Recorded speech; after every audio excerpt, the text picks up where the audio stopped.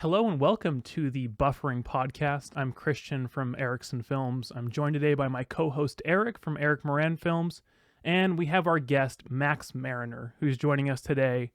Quarantine's still going. This is our virtual podcast setup as usual, but it should be an exciting show. Really excited to have Max with us today. And we're just going to get right into the reason I actually asked Max to be on the podcast, which is because I met Max at VidCon very briefly. On a panel. Max was actually a featured creator there, and was managed to do this while also being a very small creator, which is a pretty unique experience. And I just wanted to start off by asking you how that whole sort of thing came to be, how you ended up becoming a featured creator, how you ended up in that position, and just like what that whole experience was like for you. Sure. I had been interested in the Less Than Famous competition since the year prior.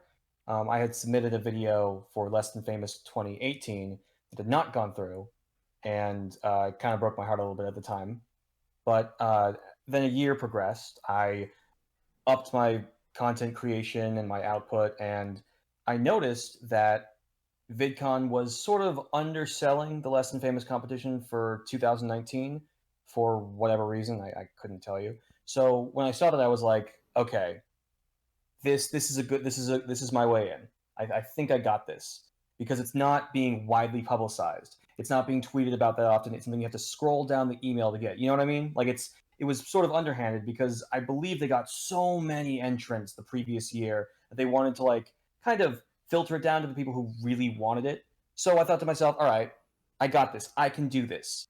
And then I wrote up a script in like 8 hours, which is very short for me. It usually takes longer than that to write up something, even for a 1 minute video. I shot it in a day, edited it in like an afternoon, and submitted it in like the most like casual way. It's ironic because the previous year I had gone all out with like one of the most heavily edited, choreographed videos I've ever made, and it didn't go through. So this time I was like, you know what? I'm just gonna take it easy. I've held the L. Now I'm just gonna just do what I have to and just like get this out of the way, so I don't feel like I invest every part of my like personal worth into a competition, right? And then 2 days later, I got the email back saying I had been selected, and it was a complete shock. Um, Yeah, yeah, quite a way to wake up in the morning, you know. that's awesome, uh, dude. yeah. Yeah. So from there, I eventually got to know the other creators on the panel. We got to like all like talk over messaging, and we eventually at VidCon finally we all met at the table, and it was really cool just to see everybody gathered at the same place because we had seen each other's videos. We had become accustomed to the different ways in which we create videos, and it was cool to have us all together at once. And the panel itself went really well in ways I didn't personally expect. Mm-hmm. What That's was yeah. what was like kind of the because I missed I unfortunately wasn't able to attend because I think I had like some creator chat or something. But what was like kind of was like it a big audience? Like what was kind of because I'm always curious like do people, what kind of the reception to that kind of stuff is? You know what I mean? Well, as I've noticed over the years, the people, the creators who enjoy and who celebrate the Less Than Famous competition sort of realize that VidCon doesn't seem to have that much investment in it outside of the competition. Yeah. It's not filmed. It's not really talked about. It's not really advertised outside of just being on the program for Yeah. VidCon. And with like knowing that, I was like, this is going to be a really small audience. This is going to be all the people who tried to get in but didn't. This is just going to be like a pretty small handful of crowd, but it honestly was like it was a moderate, like very pleasant crowd, including I know Scott and Ice Wonder from NerdSync and the Super Carlin brothers both showed up. They didn't have to, Wow. they did not have to do that, but I will always appreciate that they stopped by. I was like genuinely surprised to see that there was an honest crowd of people who wanted to hear our stories. Yeah. No, I mean, I was in that crowd. I found it very interesting. I think particularly hearing your perspective on it, because I remember just like, because at the time I've been doing YouTube for a while as well. My channel was a bit smaller, but just like I think the kind of motivation you get from being around people who are also small creators but have a confidence with it, I think that's really the key there, you know, like the idea that you have a mindset that I'm going to continue with this, I'm proud of this, and despite the fact that I'm not famous, you know, it's still something I'm going to keep doing. Hmm. Yeah, it was the panel, as you might recall, got very honest, Mhm. very real. Like we had, it was Courtney, the moderator, Courtney Revolution. Oh, He's okay. great, and he had a lot of questions that were like about legit issues that small creators face, issues that bigger creators face as well, like burnout and motivation, and like as it became kind of clear to all of us that we work a lot harder than we like to think to keep ourselves going with content creation, and it's something that weighs heavy on us. And I think over the years, as we've just worked on creating more and more videos, it becomes less of a weight that we acknowledge and more something we just ignore and just kind of accept as part of the YouTube creed. Mhm. Yeah, absolutely.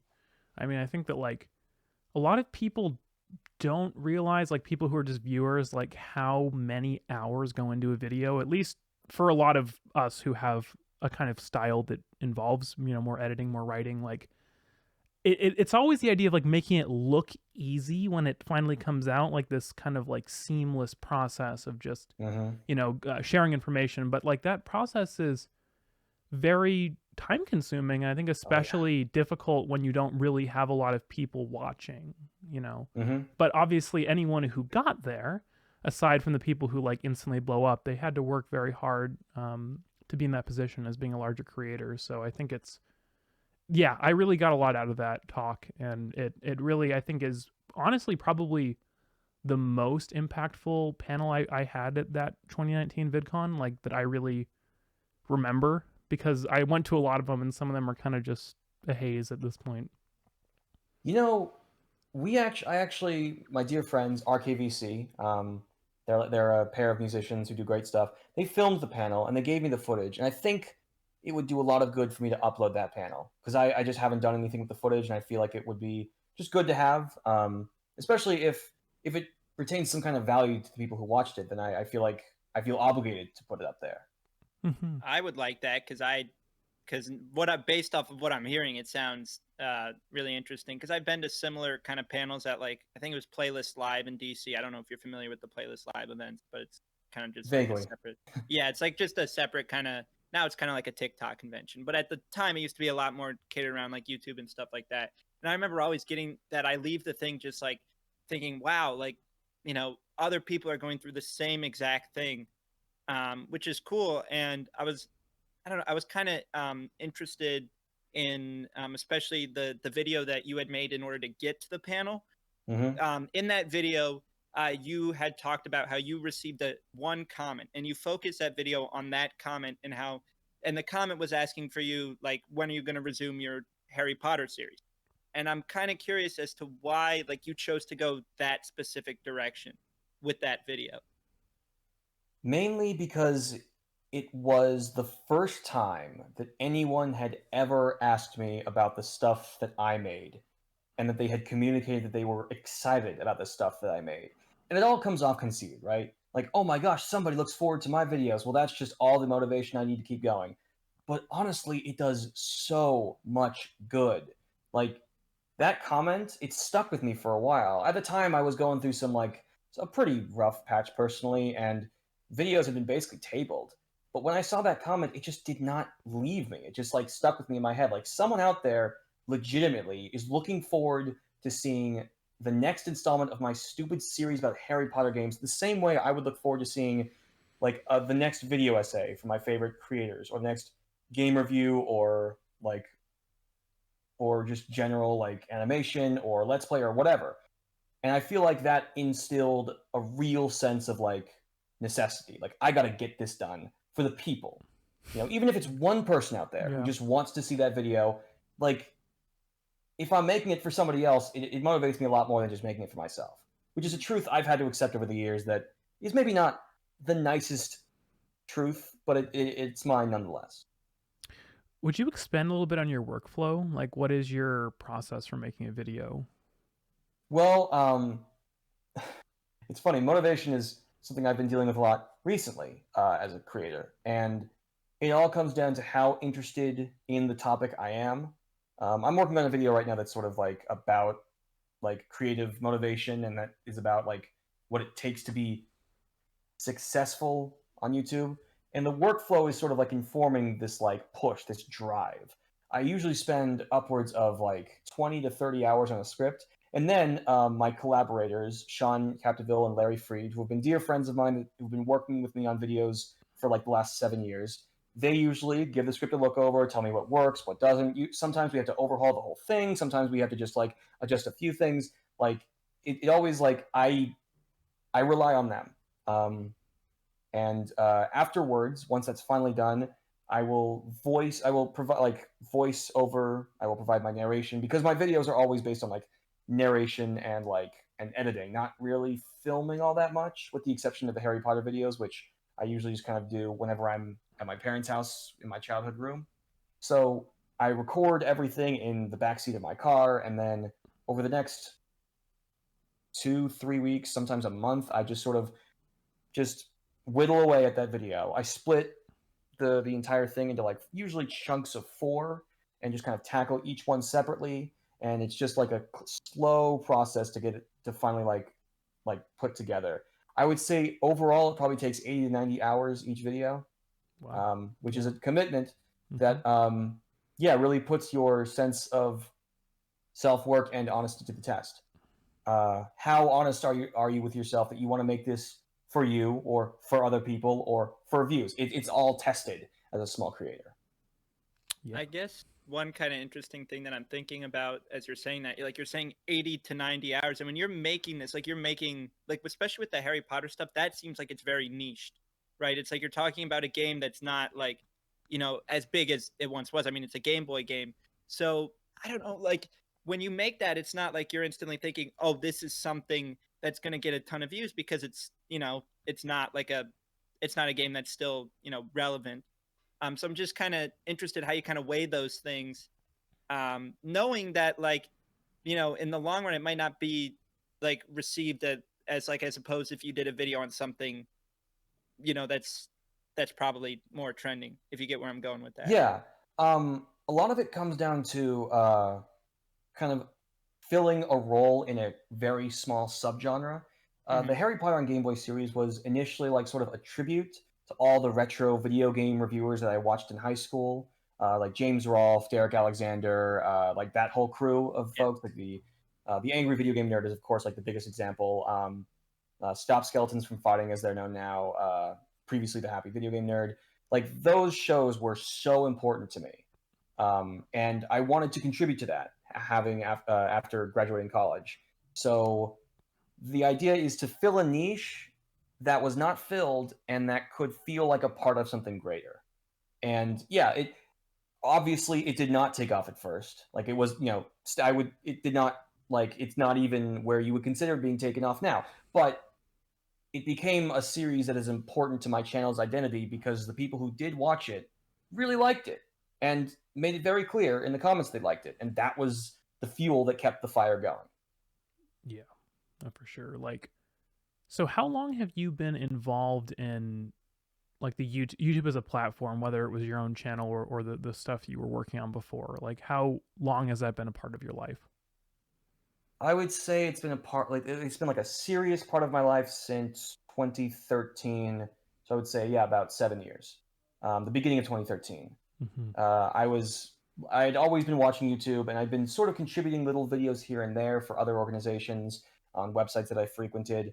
But at one point on Twitter, a mutual, his name was Larry Freed.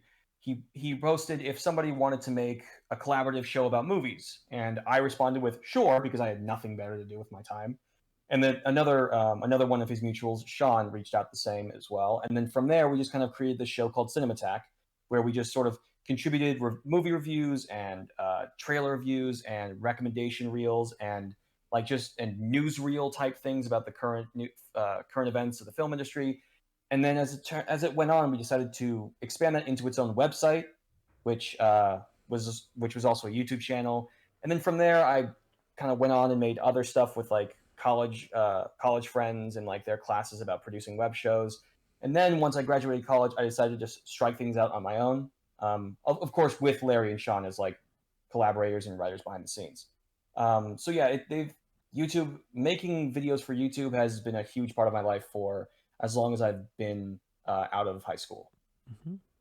That's pretty cool, dude. I think it's like, I feel like for, I don't know, like creating content, I hesitate to say it's like a personality trait because I think there's a lot of people who are very different who make YouTube videos, but I don't know. There's something about it though that like I'm trying to figure out what it is that I think we all have in common because it's like it's a tolerance for putting in a tremendous amount of hours into something that may or may not have any real world like impact or value, but like yet we keep doing it. And so it's Yeah. always interesting to me talking to like asking that kind of question to the people we have on here because everyone we've had on here is super different, but what we all have in common is we're all like we've put years of our lives into this, and with the exception of one guest who we had on a few weeks ago who is a pretty established creator, we're all at a pretty small stage with it, but we still keep going. So that's kind of like a question that's always kind of in the back of my mind is like, what is it that we all have in common? So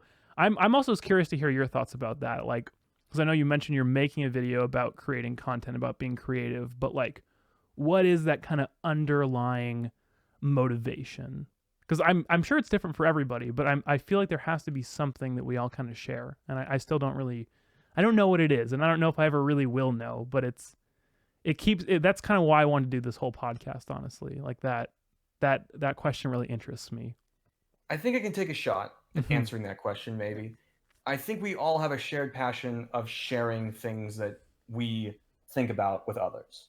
Mm-hmm. Like, it's not some, maybe it's not just about media, or it's not just about like a specific thing. It's just the things that we have on our mind, we want to share with other people. And maybe in our environments, we don't have we don't have a best friend who's just like into all the same things that we are, who just knows about all the old Harry Potter retro games that I played growing up, whatever. So instead, we find a different outlet to express our thoughts, like not just bottle them up and sort of keep them in there. We just like put them out there in the open for anybody to hear. And once people start picking it up, it becomes much more like of a personal drive to like share what you have with the rest of the world. Like, these are my experiences and I think about them a lot, and I want you to like see them and perhaps relate them to your own.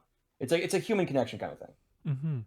Yeah, I think that's a pretty good way to put it. Like, for me, my channel actually it's a collaboration. It's me and my friend Tristan, who's like our cinematographer, and we're both like equally like big tech nerds. So like for us, we're like able to do it together. But like yeah, like most of my friends who I know, like if I like were to like ramble on about tech for like hours and hours, they're not gonna want to entertain that kind of thing, But people on YouTube, for all of our different niches are interested, Yeah, and like I would say that's like a good thing because YouTube certainly does like it certainly does encourage its creators to make lots of things about the same thing. And if you're into one specific thing and you can talk about it forever, you're already set to be a great and successful YouTube creator. As least that's what I've learned over the years. Mm-hmm. Do you think that because kind of what I noticed from also looking at like your Harry Potter and stuff, I saw that there was with those videos there was a lot of engagement. So do you think like kind of creating that like niche content, you're able to kind of create more of like a community where people are a lot more like active within that? Yes, I would say so. The Harry Potter and Game Boy videos are not the most viewed thing on my channel, but they are the most engaged. They invite the most subscribers, they get the most like comments on par with like the view count. Like, they are the things that people watch and stick around for. And I think it's exactly as you say, filling a niche, getting people to realize, oh, this person also has the experiences I thought I only had as a kid. Like, I remember specifically, I can a real quick like recap. I don't know if you guys have ever heard of Shannon Strucci, the video essayist. No. No, I don't think so.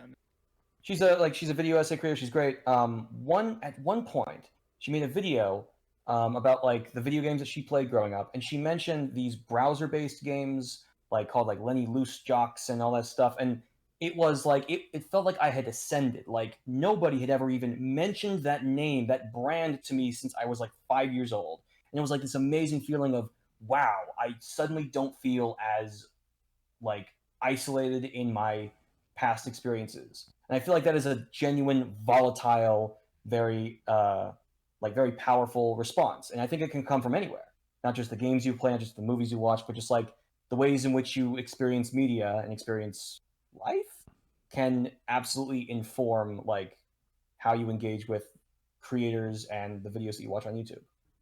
For sure. Yeah, like for me it was Lego.com, the browser Yeah. games on there. But Mhm. I'm sure there's videos about that. I just haven't seen any of them. But yeah, that experience you're talking about though, I definitely relate to. For me, like middle school was about the time I really got into watching YouTube. So for you, Same. like as someone who's been creating content in some form or another for this many years, like how much is consuming YouTube content a part of your life? I probably have YouTube on for like 60% of my time awake, Mm-hmm. which is weird and probably not healthy, but it's just the truth. I have YouTube on at all times. Like to me, the ideal Sunday is just sitting back with like a new video game and having a channel I really adore, like Did You Know Gaming or something, like just on in the background, just playing while I play the game, or like a video essay on in the background. It feels so comforting and like and I feel so at peace. And or I'm just like listening to like a YouTube video like while I'm on my morning and evening walks, or I have it on while I'm driving places. YouTube and its creators are really important to my day-to-day life, and I think that's also what drives me to think so much about making videos, and like what fuels like my passion to make them, because I can only hope that there's somebody out there who probably consumes as much YouTube as I do that maybe includes me in their rotation of creators. And I feel like obligated to like I want them to get as excited for a video that I make as I get whenever I see a new video from like uh it's like Tim Rogers of Action Button, or like something like that, or Movies with Mikey, something like that. Yeah. Hmm. How much Yeah. does like watching those other like creators inspire you with your own content? Because sometimes I'll watch like a video that someone else does similar to like my kind of thing, and then I'm like, holy crap, I just want to like pick up my camera and you know get going with something. I would say a lot. Yeah. Like I mentioned earlier, like Mikey Newman, Movies with Mikey, Scott and Ice Wonder of Nerd Sync. I watch videos from them, and it's like, man, I really got to get up. Like, I really got to just get off my chair and just go out and like start writing something and start getting something together, because it may not be like a community I'm a part of, but I still want to be like somebody that people can look for. Like, I still want to be a force on YouTube that people can look forward to. And watching like the newest like videos from my favorite creators absolutely drives me to get up and make more stuff. Yeah. It's harder than it used to be, but it's still there. The drive. I think about making videos every single day. Has this whole stay-at-home quarantine environment motivated you at all, given you more time for videos? Has that played a role at all for you? I want to say it has, but I don't think it's made a substantial impact. With that being said, the stuff that I'm working on right now is something that I think I could only like. The video I'm working on right now is about an experience I had while in quarantine, a piece Mm-hmm. of media that I experienced in quarantine, and I feel like it's a video that could only really come out of this moment in history.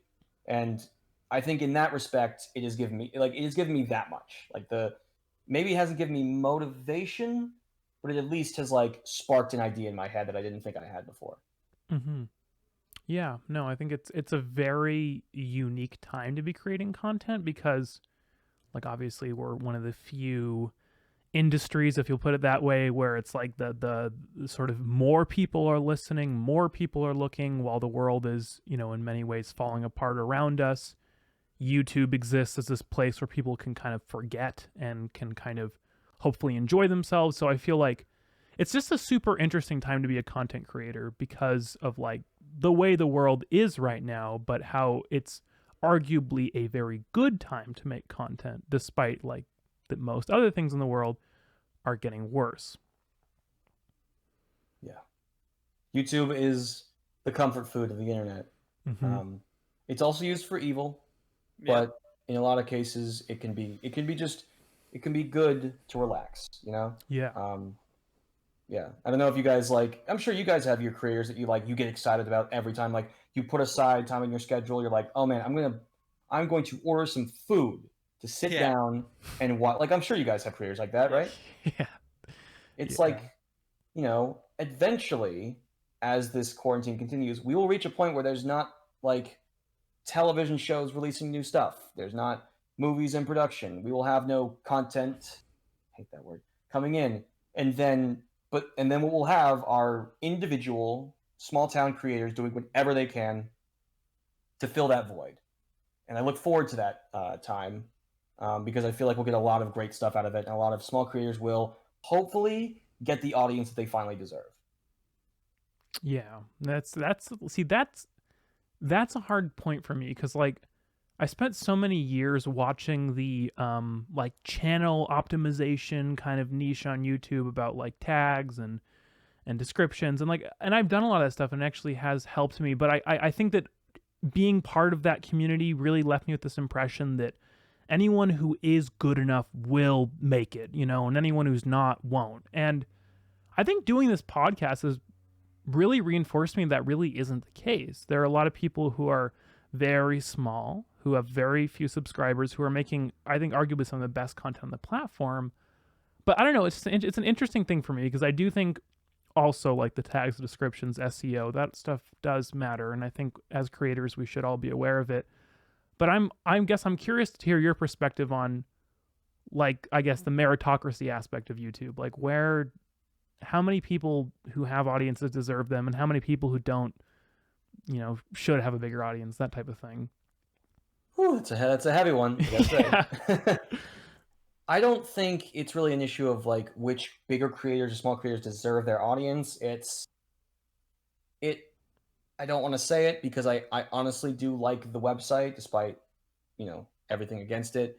It really does come down to whether or not YouTube likes you, whether the great and mighty and terrible algorithm likes you.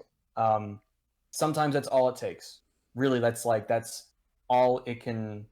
Like, there are some big creators out there who have big audiences because they either intentionally or not knew exactly what to feed into the YouTube machine and got tons of value out of it. Meanwhile, there are other creators who tried everything they could and it didn't work. They made good, genuinely good videos that would earn them subscribers, views, thumbs up, engagement, but the YouTube machine was just like, whatever. We are at the mercy of an algorithm that doesn't really have much behavior anymore. So it's really kind of up in the air. It's not really about whether or not you deserve an audience. Sometimes it's just a matter of chance. And I don't like that. I don't think that's good. I would think that of any meritocracy that would exist on this planet, I would hope YouTube would facilitate one, but I don't really think it's there anymore. I'm not even sure if it ever was. Mm-hmm. How much like thought process? I kind of want to touch in on one thing. So when you're like when it comes to tags and titles as a smaller creator, how much like focused? Because obviously like you're spending a lot of time making the videos, and you're putting 80 to 90 hours. So obviously you want these things to be seen. So then Mm-hmm. how many like what's kind of like maybe the time or how much effort do you put into the creating the right tags and creating the right titles, thumbnails, stuff like that? Well, as far as tags are concerned, I've gotten mixed information from them all the Mm-hmm. time. Even now, YouTube's like, oh, it's just for in case people get the wrong title or like spell the wrong word or whatever. But in my case, the two things that I've worked on the most, Harry Potter and Game Boy and actor video essays, both include titles with pronouns or Mm. proper nouns, and like that's really important. Like my most popular video is James Spader as Ultron (parentheses Marvel's Avengers). Like there is so much algorithmic goodness in that title, and I think that's honestly a really big reason why it's been able to like take off and like actually get some eyes, because it is specifically designed with big subject material in mind. I think, and I would say I spend a lot of time on the thumbnails too, a lot of time, but I try to make them not super obnoxious. Yeah. Then again, I can't get too mad at people who do make obnoxious thumbnails, because they do what they have to do to get eyes on their stuff. Yeah. So it's more so I just try to make them like bright and eye catching without resorting to the usual tactics, you know, classic red circle, red arrow kind of thing, you know? Yep. We've all fallen victim to that. I Mhm. definitely have, because at that one point I was like, oh well, this is the way to like direct attention to my videos, put an emoji and put an arrow pointing and then like a shocking face, and then you kind of realize, like, at least where I am now, I still put time in them, but I kind of like, I think simpler is probably better. I don't know, because like when you have something that's kind of all over the place, as someone who's like looking at that stuff, sometimes that's distracting. So it's interesting to see like how like we put a lot of time into making the content, but also there's a completely different aspect, is, you know, actually how we're going to promote that content and getting that Mhm. stuff out there. So I don't know. Yeah. I feel like it's kind of a complicated thing because I mean, I Yeah. don't know if this is quite as much a problem as it used to be, but I feel like there is often an attitude on YouTube with viewers that kind of romanticize a time when creators did this only as a hobby. They never Yeah. compromised. They Yeah. never made a clickbaity title or thumbnail. They never asked for your money on Patreon. And like, and I don't want to excuse people who do shady business practices, because there's plenty of those people on YouTube and those people should be called out. But I also think there is still viewers who don't understand that realistically the hours this takes for someone, they need to be able to make money with it, at least unless they're like Mhm. independently wealthy or in some other way supporting themselves and have this Yeah. time. So like I Totally think agree. it's really a fine line, but I don't know where that is. And like for my own content, I don't tend to do really clickbaity stuff, but like what you were saying though, Max, like I also can't really fault people who do, as long as it's not full on misleading, because that's different. Yeah. Yeah, like there was, I'm sure you guys have seen it all over YouTube, Raid Shadow Legends, right? It's Oh become yeah. like a meme amidst the Yeah. community. And at first, I noticed like huge distaste. Like, oh God, another mobile game that like everybody's like plugging, and then like they're trying to get everybody on board. This is like the new Audible or the new Loot Crate. And then I heard that the payouts were honestly really good for creators, and I was like, all right, do whatever you got to do. Like YouTube's ad revenue systems barely do anything. Like if you like a sponsorship deal, you should not do sponsors for things that you dislike. But if you're a creator and you've never heard of Raid, and Raid approaches you, hey, could you play the game and talk about it on your video for a little bit? And you play it and you're like, I don't hate this. I could talk about it. What ethical violations are happening? What are you doing that's so wrong, right? Like you're doing what you got to do to put food on the table. Like I don't begrudge anybody for taking sponsorships like that. Although there, of course, Raid is a good example of one that has, at least as of right now, not completely blown up, but there are other sponsors who have not had the same output kind of thing. I remember, what was it, Full Sail University? Mhm. How people sort of dug up their actual like business, and it was very very unethical, or I guess just shady. And you know, of course, these are like different situations, but if a creator can get paid to make videos enough and get paid enough to be like, all right, I'm gonna keep making videos, I think that's fine. Like people got to make money. That's just it's capitalism. It's how the world is. You can't stop it. Mm-hmm. I think that's a really because the way that I kind of see it is that as long as they're not like, obviously you would like them to be passionate about the product and actually like, you know, endorse the product. But the way I see it is that as long as they're not like promoting a scam, because we've seen in the past, I remember there was, not to name names, but I remember there was like some mystery box thing or whatever, where it's like they were like advertising it to younger kids, and it's like, oh, you could win like a car. In reality, like you know, you weren't going to win the car, and they were paying creators like, I think it was what I heard, like up to $100,000.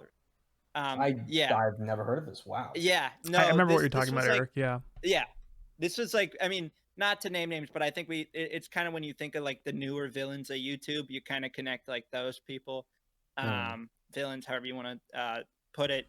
But yeah, I think, and I think as a viewer, especially when I was younger, I used to see an ad and I was like, or like a creator doing an ad, and I was like, oh, not this again, right? And you skip through it. But I think also there are some creators who do a really good job of integrating the ads with their content. I Mm-hmm. don't know how familiar with like Drew Gooden or Danny Gonzalez, these kind of commentary YouTubers.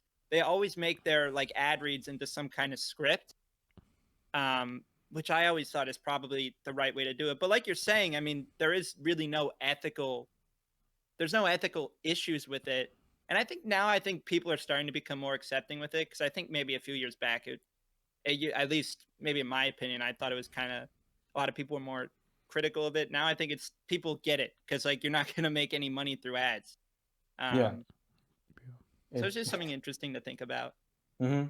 It seems that like even right now during quarantine, Yeah. ad revenue has dropped even more so, leading a lot of Huh. creators that are not maybe totally on board with sponsorships to just take them anyway, which I feel like are seeds to either to a disaster, maybe. Like we're gonna get so many like not small, but like mid-tier creators getting sponsorships that they sort of agree to without like having seen other experiences, and then things just kind of spiral from there.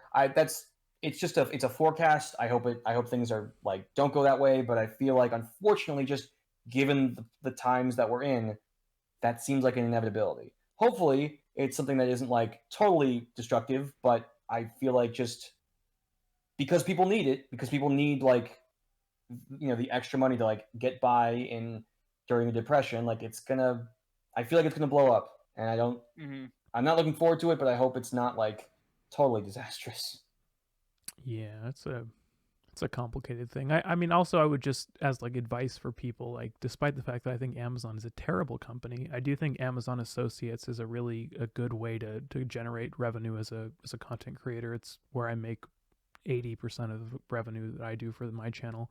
And that, that's just, whatever you're talking about in your video, like it's a book, it's a game, it's anything. And do I wish it wasn't Amazon? Yes. But I also think that that's one of the more ethical ways people can make money during, this type of time as a content creator. But, that only goes so far. Like if you're selling a $10 book, you're not going to make much. Yeah, it works well if you sell tech, and I don't mean sell, but I mean review. And if you like it, then they buy it. So, and I would prefer, and I guess if anything, I would prefer that a creator plugs something they are either indifferent to or unfamiliar with. Like if Patrick Willems, one of my favorite YouTube creators, was sponsored by Raid Shadow Legends, I would be more okay with him plugging that than something that immediately has to do with something he likes. Like if he was being sponsored by Criterion's new film streaming service or something. Like, because then there's a conflict of interest. Then you're not entirely sure if the things he has to say in his video about a film that he happened to watch on the Criterion streaming channel is like actually legitimate, or if he's just kind of blowing it up for the sponsorship thing. I would much rather prefer that those two things are different, because at least then you have a very clear idea of which, like, there's no mixture of editorialization. So like the idea of being sponsored by something that you would also directly review in a way that's supposed to be objective. Yeah, like I know that happens in tech of like review copies for games or something like that. That's a whole different. Yeah, because then they're not paying you, right? They're just giving you the thing, and like you reviewed the Xbox Elite controller, is that right? Right. Yeah. Yeah. Imagine if while you're making that video, Microsoft just approached you and was like, "We're going to sponsor your next video. Is it about a Microsoft product?" Would you feel comfortable making that video being sponsored by Microsoft about a Microsoft product? And like, even though like, how would you feel about that? Would it feel like you're crossing a boundary, or it's just a natural fit? Like, it would probably be, I would probably say no, mostly because I want to be a reputable tech reviewer, and I think that that's a pretty slippery slope towards being a like, oh, this video was sponsored, but like I also really like it, but also like I need their money to like not be broke, and if I say a bad thing, they're not going to sponsor me anymore. And so, but I mean, I also don't blame tech YouTubers who take sponsorships. It just has to be like very clear, like, hey, this video is definitely sponsored, and I'm saying that right in the beginning, because I think otherwise it's actually illegal, isn't it? I don't know the Something specific. like that. I know I've noticed more creators saying this section of the video was sponsored by this, and I have to wonder if that's part of the negotiations or if that's like something that like is just a common ethical practice or just a way for YouTubers to be like, this is the sponsored section. The rest of the video, that's all me, like that kind of thing. We are small creators, so I don't think we have a firsthand account of how this is going to Yeah. go, but I feel like that's like an easy way to be like, this is, these two things are different. But if the product you're advertising and the product you're reviewing are too close to each other, I think that's where a conflict of interest can rear its ugly head. I think Linus Tech Tips does a very good job of this in his videos. Like, I really respect that guy. He's grown what was originally a like 2-person project into like a 45-person business. He supports his whole family doing it, and he seems like a very ethical employer and ultimately a really good guy. And I think he does a really good job of separating his sponsored content from his actual reviews because he's a very critical reviewer, and that's kind of his Hmm. reputation. There may be things about it I don't know, but at least from my understanding, he's doing a very good thing with how he separates that. And if I get to the point where I'm being sponsored, I'll be more like that. Yeah. I guess kind of shifting gears a little bit here, because this is one thing I really want to hear your kind of opinion on, or just share your experiences on. You actually worked with a YouTube channel. I guess you can probably explain it better than I can, but you worked with NerdSync, and I'm kind of curious as how that came about and what that was like for you to work with like a bigger channel. Um, it was, let's see, I remember I discovered Scott, I believe, in the summer of 2017. Hmm. Um, it was from his video about Adam West's Batman. I remember it was like in the wake of Adam West's death. Yeah. And a few months after that, he posted up on Twitter, "Hey, I'm looking for a writer. Send me your stuff and a sample of your work." And even though I didn't have any writing samples, I had my videos, including one I had just made about Tobey Maguire's Spider-Man. Knowing that Scott was kind of a big fan of Spider-Man, I'm like, this is it. I have an idea. I'm not saying I was scheming. I'm just saying I pandered to his interests. Yeah. um, so I sent him that, and he was impressed with it. So he brought me on board. And my job on NerdSync was I was basically the draft. I basically was a draft guy. Like I would write up the drafts, and then Scott would give me notes to like Scott would either give me notes or just take it over himself. I would basically outline the structure, and then he would sort of like put his like make it more of his own video. I would I think what the main thing I was supposed to help him was with, or I was supposed to help him with putting down words on a page because that's a very intimidating part of the job. I know from a personal experience that's a difficult part. So that was more or less like my job, and I'm proud of the work of my contributions to the channel. I guess so like obviously you're working with a big channel. Did you like I mean like you're able to I would imagine you're able to see things through like the eyes of maybe like a bigger creator. Did working for that channel maybe help with like your own personal stuff? I would say out of NerdSync, I got a lot of experience with learning how like YouTube like actually functions, and Mhm. I got a friend who has been so like incredibly helpful with helping me figure out YouTube. Like Scott has been battling this beast for years, and he's one like the probably the most knowledgeable person I know about it. And out of like and having him as a friend and like asking him, "Hey, is this a good idea? Should I do this?" And he goes, "No, I don't think that'll really work on the whole YouTube thing." Is like is something I like is what is it, priceless. It's like Mhm. it's amazing. So yeah, I would say like those are the two things I got out of it, like experience with working on like in an actual YouTube based company and having a friend who actually has experienced the YouTube system and was able to like help me sort stuff out when I needed like a little bit of guidance. Yeah, it sounds very valuable. I think you mentioned this to me at VidCon that in college you studied public speaking. Was that part of what you studied? Communications? Did I Uh, understand that correctly? I don't think so. I don't know. I didn't study. I went to a film school at Okay. an art college, so there was not really a public speaking class, though. That would have been awesome.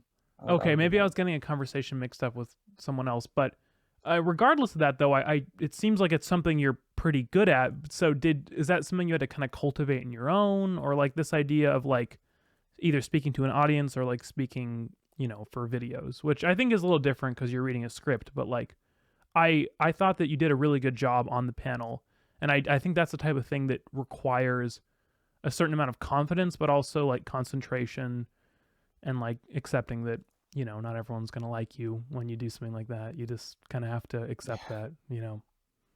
Hmm. Um, I guess for some reason, I've been sort of my friends would describe me as sort of a theatrical person. I think that sort of bleeds into like how I approach like talking to people and also talking like on a stage. I've never exactly had stage fright. I guess the closest thing is I did study public speaking in high school when I was like 14, and that sort of just caused this chain reaction of like learning how to talk with enthusiasm in videos. Mm-hmm. Um, it also, I think it all honestly also did come from hearing so much, like so many creators talk through their videos. I began to pick up on certain like cues, certain like universal hang-ups that people have like as speakers, and I was like, you know what, I'm going to try avoiding this or focusing on this. um, like one of the things I do with every script is when it's all ready to go, I will go through the entire thing and bold in each word that I know I want to emphasize, because these words are important. In the past, I've swallowed really important words of a sentence because I just want to get through the sentence. And I've made an effort to try to like make it as smooth and communicative as possible, even on like my own end with like all this boldening and stuff. So I think it's just from hearing like all of these creators speak and learning the things that I do like about it and the things that I don't. And personally, I do think a lot of scripted content creators could learn to have like a little bit of like a little bit more character in how they talk, honestly. Yeah. Because it's, do you it's ever it's want to hard. give the Yeah. impression that you're reading off a script? No. Like, do you ever like is that your plan? Is that your like is that your goal, or do you want to make it sound like you're talking to a friend, or you're just like sort of going off the cuff? It's like there's a lot of different styles to do it, and I feel like a lot of creators just think there's one way when there doesn't need to be. Like I think about I don't know if you guys have ever heard of Maggie Mae Fish. She's one of the best public speakers on YouTube, and anybody who wants to like do scripted content should just watch any of her videos just to see like how she delivers. Like she is like far and away like uh she's great at it. And I think I just got mine from just like I just accumulated this experience just from hearing a lot of different voices. I Mm-hmm. guess. Okay, so a lot of like exposure to content and a lot of practice. It sounds Hmm. like. Yeah, not to say that people are like bad at public speaking. I'm just saying like there are different avenues to explore. You know. Yeah. No, because I think that like confident communication is like the pillar of a successful YouTube channel, and it's something that I still like very much am trying to learn because like I recently made the switch to talking head content. Like it's still very hard for me to like sit in front of the camera and confidently clearly express what I want to say. And I think it seems like everyone kind of has a different sort of natural ability with that. I know Eric's told me he feels pretty comfortable on camera just generally, and it's just always interesting for me to talk about that with different creators because I think it's Hmm. something that some people do a script, some people like you said just go off the cuff. It's just different for everybody. Yeah, and the talking head stuff, honestly, that's a different story. I was Mm-hmm. like, that took years of experience, years of practice to actually talk to a camera with any semblance of like character, Mm-hmm. because I was so focused on memorizing the thing I was saying that I did not think to actually look like I was excited about the things I was talking about. Like if you go to any of the old videos I was a part of, like I barely like make any like emotional facial responses to anything. Like it's really boring. And that's the thing that took a long, long time to work around. Once you finally get through it, you're like you're into it. Like it's not something you lose. It's like running a bike. For sure.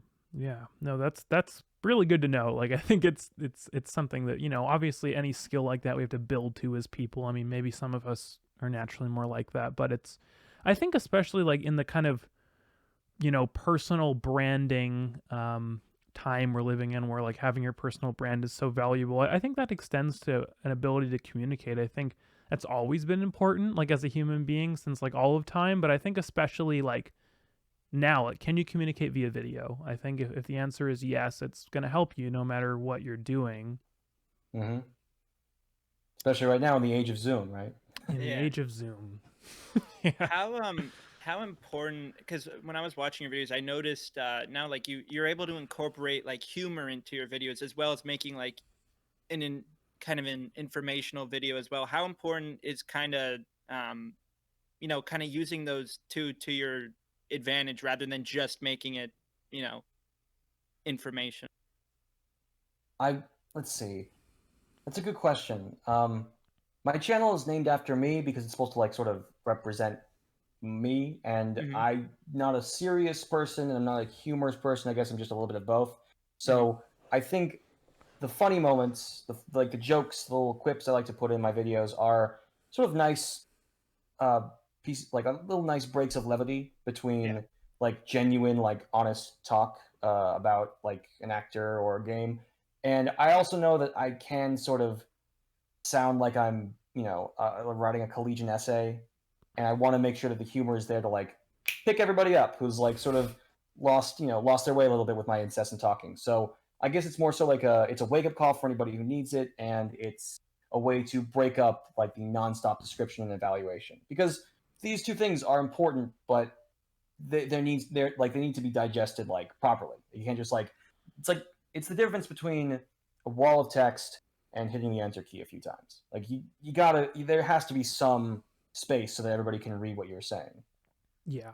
No, it's I think especially like, yeah, when you're talking about a more scripted video, it's I mean, for me when I'm listening to stuff, I realize like how often I'm not listening to YouTube videos. Like I'm like, oh, I got the idea of it, and like I missed like half of it because I wasn't Mm-hmm. really paying attention. But it's I guess it's like a back and forth, right? The audience member has to be committed to listening, but as a creator, we also have to realize that people have short attention spans, and the more serious a topic is, the more we have to focus on, reeling them back in sometimes. Yeah, and like a lot of the humor can sometimes just come from like editing tricks, you know. Yeah. Yeah. Like I like to think that I would like to write in fun. I'm just good at writing jokes or whatever, but sometimes it's just thing on screen funny, and hey, there's nothing wrong with that. It's a guttural basic response we all have because it's something that works. Editing is Sometimes just magic. yeah, sometimes just zooming in on my face. Like sometimes I'll be making a video and I feel like I say something funny, I'll just zoom it in on my face, and for whatever reason, like you know, that somehow generates some kind of humorous response for whatever reason. But yeah, you're right. Like editing plays a huge role into it too. Because if you have like a really cool video, really cool script, but you're not, you know, the Hmm. editing doesn't match up. I mean, you're just Yeah. kind What's your Quick editor? story. So go ahead. While I was working on the final installment or whatever of Harry Potter on Game Boy, there was a moment where I would make a very obvious bad joke, and the yeah, camera would zoom in on me like saying that bad joke. I showed that moment to my friend, and he's like, "You know what that should be? There should be a clip of somebody clapping really fast in the like slowly fading in as it zooms into your face." It was such a weirdly specific thing, yeah, but I thought about it. And I'm like, yeah, I could totally make that work. And so I found a clip of Harry Potter clapping, sped it up like enough to where it was like a very obvious like increased speed, and like it just fit. I can't tell you why it fit. I can't tell you like why it made me laugh or made him laugh, but it worked. And it's just one of those things where it's like when people say comedy is subjective, it sometimes just mean I don't know why this was funny, but it worked. Hmm. Yeah. So I was just going to ask you what editor you use. I think it's something that, is very specific, different for different people. I don't think there's one that's the best, but I'm also curious to hear which one you use because I think that there's some pretty cool options out there. I use the Creative Suite, Adobe. Like Okay. Premiere is my place. Which it's one of those things where I wonder if maybe I should jump onto something else given the subscription model and whatnot. But 7 years of using Premiere, and even now I'm still learning more ways to like make things faster or better. I use Audition for like to edit and tweak all of my audio. The Creative Suite is horrendously overpriced and sometimes unreliable, but it gets the job done. And it's like and I know it pretty well. Or do you have a lot of performance issues with it, or has it been okay for you? Sometimes it's just really slow. Like when I'm like trying to get like footage from, I like to keep all my footage as like as high quality as possible, Mm-hmm. and sometimes that means that the whole program has to slow down, or the whole thing just stops, or like editing effects don't actually come in until you quit and reset the program, and it's like, oh, there it is. Or sometimes it just crashes, and it's rough. And I get that it happens to every program, and Adobe is certainly not in the minority, and like they're not like exclusive, but it still does happen. But Well, still, like, go let's say on. yeah, they've like pointed out that their stability is their number one priority now, which Hmm. I'm also a subscriber to them, but I'm kind of like in the process of trying to learn DaVinci Resolve now because it's $300 flat and it actually uses your GPU, so it tends to Mm-hmm. perform a lot better. Hmm. But I also get that if you've been editing for that long on something, learning something else is pretty difficult. But the nice thing with Yeah. Resolve, they're not sponsoring this podcast in any way or anything. It's they understand most of the people come from Premiere, so they have like options to like put your shortcuts and stuff in, and they did I've copy a lot of heard. Premiere's Mm, interface. yeah. So It's a good call. I mean, like it's funny. I was learning. I've spent 7 years learning Premiere, and I just found out what nesting is. And now, and like for the past week, I'm like, this could have saved me so much time. It's like, yeah, and it's just like a constant, like, it's a learning experience always. Yeah. mhm. Yeah, no, it's I still don't really understand nesting either. So Hmm. I don't even know um what that means, but yeah, there's Eric on Final Cut, so yeah, it gets the job done. It's just one, yeah, it's I mean, it's, stable. That's the point. So well, Yeah, I sounds use Premiere awesome. for school when I'm at school, and like I don't have to pay for it because it's like the school pays for it. And I don't know, like they're similar in a lot of ways, but then they're also like different in a lot of ways. And I don't know, like for me, I'm just so used with Final Cut, and like for what I do, it works perfectly. I'm sure if I wanted to do something more advanced, like I've seen your editing, like you can get really advanced with the stuff that you're doing. Um, so I don't know, but like I'm at a point where it's just so comfortable, and it's like I don't know, like why Honest, change it? I've thought about making the jump. I've Yeah, thought of it multiple times. I don't blame you. Like, I, it looks like a great program. Like at first, it was like the subject of ridicule for everybody at film school. Like Final Cut Pro 7 is yeah, dead. Now what's this Final Cut Pro X? But now it's like, to me, people either use Resolve, Final Cut, or Premiere. Like it's yeah, one of, like, and people like it. I've seen, like, some of my favorite shows are made on FCP, and I'm so curious to learn those intricacies and see if maybe it's a better fit for me. Not sure, but I'd like to try it someday. yeah, it's nice we have choices. Hmm. That's definitely a cool part about living in this day and age. And it wasn't even that long ago when everyone was still using pirated Sony Vegas. So a lot of things have Oh changed. yeah, I've always owned a Mac, but I saw on YouTube like everybody had the pirated Sony Vegas. Like it was like it was in every description of every video maker's video, like all the time.